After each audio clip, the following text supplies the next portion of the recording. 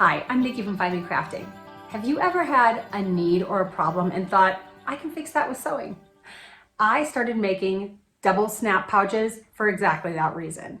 I take out all of my earrings every night, don't like to sleep with them in. And of course, the next day I want to put them back in. But I'll be honest, 90% of the time, all of those earrings go back in at a red light while I'm out running errands.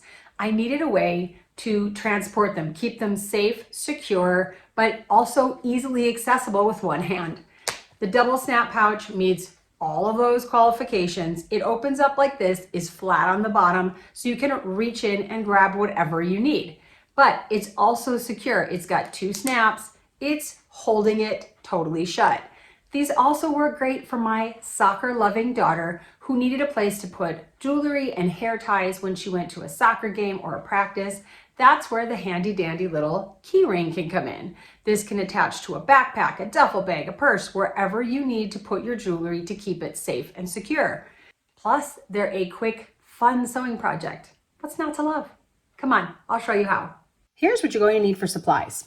You're going to want to start by printing out the free double snap pouch template. And when you print it out, make sure that you select actual size from your printer settings, because a lot of times it will default to a setting that says fit to printable area, and that will mess with the proportions of the template a little bit.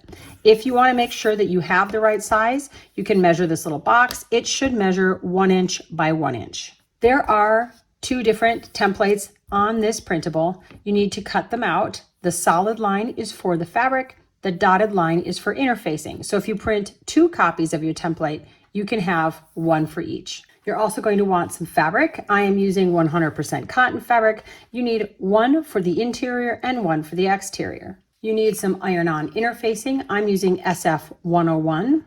You're going to want 2 sets of plastic snaps. That means that you need 4 of the caps. That's the one with the little pointy bit in the center. You will need 2 of the outie belly button looking pieces and 2 of the innie belly button looking pieces. You need an awl. You need a way to install your plastic snaps. I'm going to be using a cam snap table press. If you're also using a table press, you will need the adapter base and the 2 different dies for plastic snaps. Or you can also use a handheld snap press. You're going to want a fabric marking pen or pencil, or, my guilty favorite is a Sharpie. You need an iron and ironing board, sewing pins and or clips, a pair of fabric scissors, a sewing machine, and matching or coordinating all-purpose thread. There are a couple of optional items that you can use. If you are going to want to add a keychain ring, you do need that keychain ring. I really like using a turning tool to poke out all the corners, and a 1-inch acrylic ruler is handy dandy. Let's get all our fabric ready. I'm going to be cutting out the fabric, so I've cut along my solid line on the template, and you want to place this long edge on the fold like it says on the pattern. So you're going to fold the fabric over enough that you're going to be able to get the whole template on, and then place it right against the fold of your fabric. And I have the wrong side up so that when I use my Sharpie, I'm going to be cutting it off. It's going to be on the wrong side of the fabric. So it's fine, even though you're really not supposed to use Sharpie. And then you just trace around your template. If you want to make sure it's secure as you're cutting it, you can pin the 2 layers together.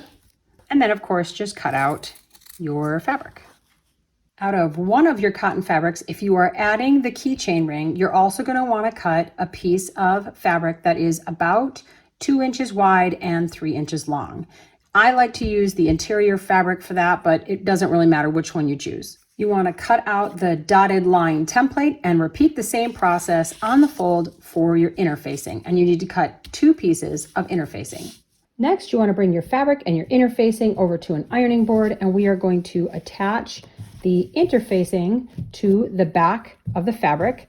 You just want to center it up in the middle. It should leave about 1/4 of an inch around the outside here of the interfacing where there is no interfacing. You should have fabric with no interfacing, and then you just need to iron it on. Repeat that process for the second piece of cotton. If you're adding the keychain ring loop, then now is the time to make that loop. I have my interior fabric, and I have the back side facing up. I'm going to fold it in half and iron it.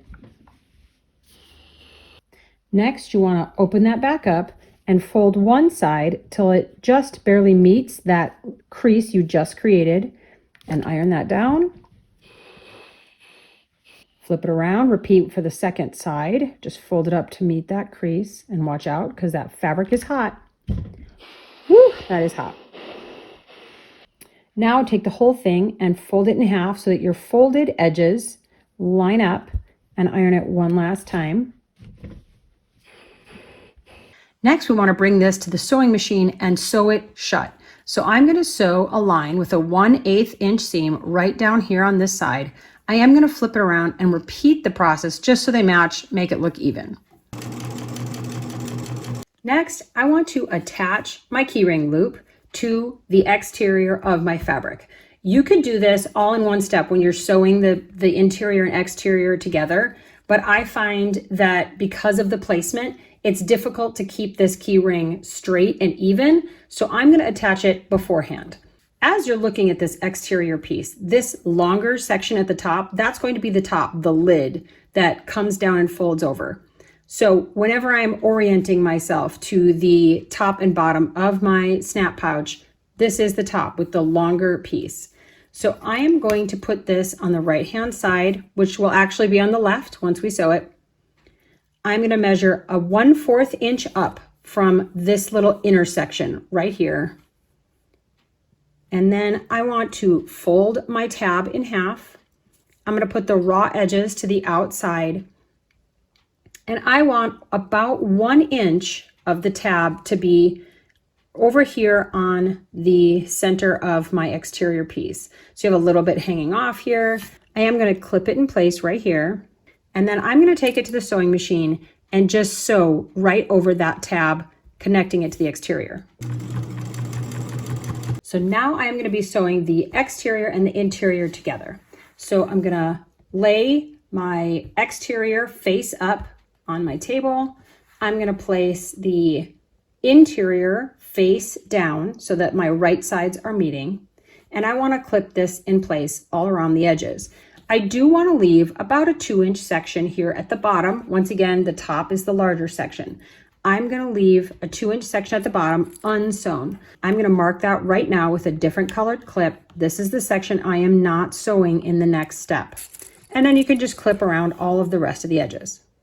Next up, you want to take the whole thing to the sewing machine and sew all the way around the edges with a 1/4 inch seam allowance, except for that area you marked off at the bottom.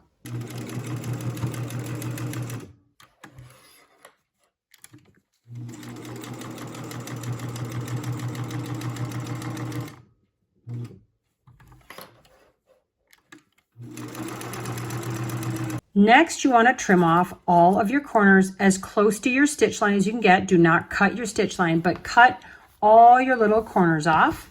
And then at each of these 4 intersections, we want to cut a little slit. Once again, do not cut your stitch line, but cut your fabric. You can also trim off the excess from the keychain loop if you put that in. And now through the opening that you left, you want to flip the whole thing right side out. So you're just going to roll it and push it to the outside. And this is where that turning tool comes in handy, because we have a lot of corners we want to be completely popped out. So if you take the very pointy end of your turning tool, you can push your corners out so that they are very pointy and cornery looking. And you want to do that for all your corners. If you don't have a turning tool, you can use a chopstick or a pencil. You can try with your finger, but I've never had much luck with that. Once you have all of your corners popped out, we want to get this opening ready to be sewn shut. So it will kind of naturally fold in because of the seams on either side, but you want to fold the edges in toward the center about 1/4 inch so that they're going to look just like the rest of your edges. And once you get it ready, you can iron that in place. And then you want to iron the rest of the pouch. I like to do from the exterior side because I want to make sure that what I'm seeing is exterior. I don't really want to see the interior from the exterior. So you just want to iron it flat, iron all your seams flat, get rid of some of the wrinkles from flipping it right side out. We're going to bring it back to the sewing machine, and now we want to top stitch closed the opening at the bottom. So I'm going to top stitch my bottom sort of flap here. I'm also going to top stitch the right hand side and the left hand side. You don't have to top stitch this top longer portion just yet. We'll do that later. So just sew a line from one side to the other on each of these 3 flaps. Now we want to create the pouch shape itself. Once again, this is the top, this longer flap, but we are going to create the pouch by sewing these flaps together. So we're going to take this bottom flap and we're going to fold it over to meet the corner just like this. And you want to mess around with it till it looks even. And then you want to sew with a 1/8 inch seam just right up this line. So if you're looking at the top flap here like this, we've just finished this left corner. Now I'm going to do the right corner. So I'm just going to take the bottom flap and fold my corner up here to meet the right hand side and line it all up. And now I just want to sew with a 1/8 inch seam right down this line. Now what you have looks something like this. If we start on the left and fold this flap up here to meet our top flap, and clip that, and you're going to sew with a 1/8 inch seam right up here to attach this side. Continue around and top stitch around your top flap, come around and then sew this side as well. So I'm going to get that ready by clipping it.